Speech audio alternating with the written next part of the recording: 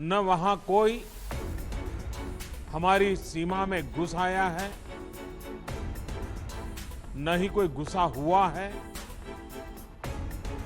न ही हमारी कोई पोस्ट किसी दूसरे के कब्जे में है।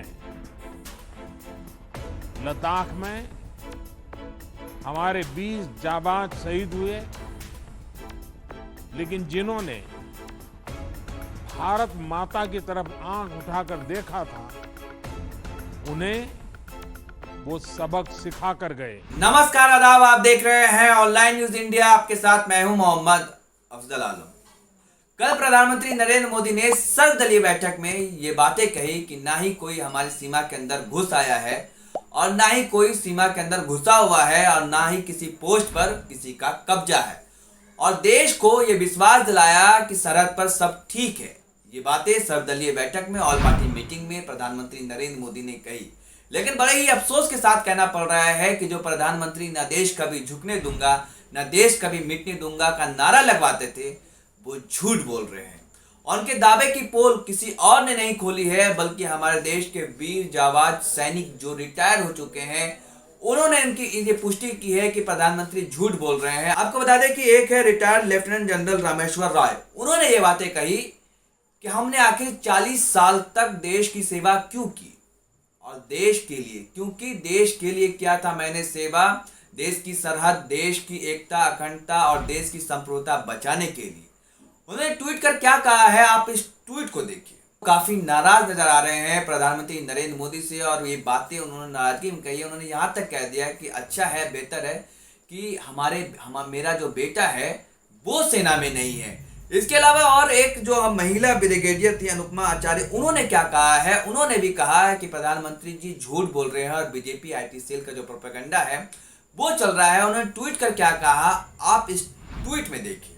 अनुपमा आचार्य ने तो यहां तक कह दिया, सेम ऑन लायर मोदी। तो आप सोच सकते हैं कि जो प्रधानमंत्री सेना के नाम पर, आपको याद होगा पुलवामा अटैक के बाद 2019 का चुनाव 2 महीने के बाद था, उसमें किस तरह से सेना का नाम इस्तेमाल किया गया था, और शौर्य पराक्रम का जो दिवस मनाया गया था, जो एयर स्ट्राइक और सर्जिकल स्ट्राइक किया गया था पाकिस्तान के ऊपर, और उसके नाम पर याद होगा आपको कि एक जो हमारे पुलवामा अटैक जब हुआ उसके बाद हमारे जो एक पायलट थे वो पाकिस्तान के कब्जे में चले गए थे, फिर उसे पाकिस्तान ने वापस किया था। तो उसके नाम पर किस तरह से जो हमारे प्रधानमंत्री और बीजेपी के नेताओं ने वाहवाही लूटी थी, और बीजेपी सेल ने आज क्या दिखाएंगे कि हमारी जो सेना है किस तरह से वो आरोप लगा रहे हैं प्रधानमंत्री पर कि अब वो चीन की सेना हमारे अंदर घुस आई है, हमारी जमीन पर घुस आई है, और फिर भी लेकिन वो शांत बैठे हैं और कह रहे हैं, साफ साफ झूठ बोल रहे हैं कि कोई नहीं घुस आया है। आपको बता दें कि इस पर राहुल गांधी ने भी, जो कांग्रेस के वरिष्ठ नेता है, उन्होंने भी प्रधानमंत्री नरेंद्र मोदी पर हमला बोला है, और उन्होंने कहा कि प्रधानमंत्री ने सरेंडर कर दिया है, और कई तरह के सवाल दागे। वो बार बार पिछले 2-3 महीने से ये सवाल दोहरा रहे थे कि चीन की सेना हमारे अंदर घुस गई है गलवाना घाटी में। वो प्रधानमंत्री को आगाह कर रहे थे, लेकिन फिर भी वो नहीं माने। और मीडिया भी, जो एक तबका है मीडिया का, वो साथ दे रहा है एक व्यक्ति का जिसकी वजह से देश को ये नुकसान उठाना पड़ रहा है, और आज हमारे 20 जाबाज सैनिक शहीद हो गए। राहुल गांधी ने आखिर क्या पूछा है सवाल, आपको ये बता दें कि राहुल गांधी ने सवाल पूछा कि अगर कोई नहीं घुसा है तो आखिर हमारे जवान कहाँ मरे, कहाँ शहीद हुए, और आखिर वो शहीद ही क्यों हुए। उन्होंने ये सवाल ट्वीट कर प्रधानमंत्री नरेंद्र मोदी से पूछा, और उन्होंने कहा कि प्रधानमंत्री सरेंडर कर चुके हैं पूरी तरीके से चीन के सामने, और ये उनका प्रधानमंत्री की जो डरपोक की नीति है वो भी उन्होंने वीडियो में कहा था, इससे पहले वीडियो जारी कर कि प्रधानमंत्री क्यों आप डर रहे हैं, आप आइए बाहर निकलिए, आपके साथ पूरा देश खड़ा है। लेकिन उन्हें क्या से क्या कह दिया गया था, हम लोगों ने देखा था। और इसके अलावा आपको बता दें कि रजत शर्मा, जब प्रधानमंत्री ने कहा ये बातें कि कोई नहीं घुसा है, तो वरिष्ठ पत्रकार रजत शर्मा जो इंडिया टीवी के चीफ एडिटर इन चीफ है और जो मालिक है, और उन्होंने जो बार बार मोदी जी की लाइन पर रहते हैं, मोदी जी की बातें कहते हैं, यहाँ तक कि उन्होंने भी सवाल खड़ा किया है, और उन्होंने भी कहा है कि चीन की सेना हमारे अंदर घुस आई है, ये हिमाकत दिखाई है। आपने देखा ये बातें, रजत शर्मा भी आप ये बातें कह रहे हैं, लेकिन बीजेपी के नेता मानने को तैयार नहीं है। ठीक उसी तरह से जिस तरह से बार बार झुठला रहे थे। अब आपको कल एक न्यूज आई थी, जो खबर आई थी, जो बड़ी ही चर्चा में रहा, कि जहां कहा गया कि सिर्फ हमारे 20 जवान जो चीन ने जो धोखा दिया, जो विश्वासघात किया, उसकी वजह से शहीद हो गए। और फिर कल ये न्यूज आया कि 10 हमारे जो 10 जवान थे वो चीन के कब्जे में थे। चीन ने उन्हें गिरफ्तार कर रखा था और उनको रिहा कर दिया गया कल। ये भी बात है, जब 20 जवान शहीद हुए थे तब ये कहा गया था कि कोई भी जवान और हताहत नहीं हुए हैं। 36 जवान घायल हैं और 20 जवान शहीद हुए हैं और बाकी सब सुरक्षित हैं। लेकिन कल अचानक से ये खबर आती है कि हमारे 10 सैनिकों को चीन ने रिहा किया है जब वार्ता दोनों देशों के बीच में हुई। तो ये झूठी खबरें साफ साफ किस तरह से दिखाई गई, बताई गई और खुद हमारे मीडिया ने भी इसे दिखाया कि कोई जवान चीन के कब्जे में नहीं है। लेकिन फिर कल अचानक ये खबर आई, तो इससे ही आप अंदाजा लगा सकते हैं कि जो पिछले बार 1.5 महीने से ये खबरें दोहराई जा रही है कि चीन हमारे सीना के अंदर घुस आया है, लेकिन उसे झुठला दिया गया। और जो राहुल गांधी की जो बातें थी, जो विपक्ष सवाल खड़ा कर रहा था, उस पर नहीं ध्यान दिया गया, जिसका खामियाजा भुगतना पड़ा। जब प्रधानमंत्री Narendra Modi all party meeting में ये बातें कह रहे थे कि सब कुछ सरहद पर ठीक है, तो वहीं दूसरी तरफ चीन के विदेश मंत्रालय के प्रवक्ता जीहो लिजियान ये कह रहे थे। उन्होंने बयान जारी कर, वो भी सरकारी बयान जारी कर कहा कि चीन का जो गलवाना घाटी है वो चीन का हिस्सा है और चीन की साइड है। और ये बातें 5 जून को भारत और जो चीन की जो कर्नल लेवल की मीटिंग हुई थी उसमें ये बातें कह दी गई थी और ये बात सहमति भी हो गई थी। इसके बाद से पूरे हिंदुस्तान में, पूरे भारत में सरकार से सवाल पूछा जा रहा है और ये हड़कंप मचा हुआ है कि आखिर चीन ने ऐसी हिमाकत कैसे की। और जो दावा ठोक रहा है वो यहाँ तक कि चीन भारत का भी हवाला दे रहा है कि भारत ने सहमति तक जताई थी। ये बातें कैसे कह रहा है चीन? क्या भारत ने ये मान लिया कि गलवाना घाटी उसका हो गया है चीन का? जिस तरह से राहुल गांधी ने भी ये सवाल खड़ा किया और ये पूछा कि हाँ, लगता है ऐसा कि भारत के प्रधानमंत्री ने सरेंडर कर दिया है, खुद को आत्मसमर्पण कर दिया है चीन के सामने। ये बातें राहुल गांधी ने भी कही है कि आखिर हमारे 20 जवान जो शहीद हुए वो कैसे हुए और किस जमीन पर हुए।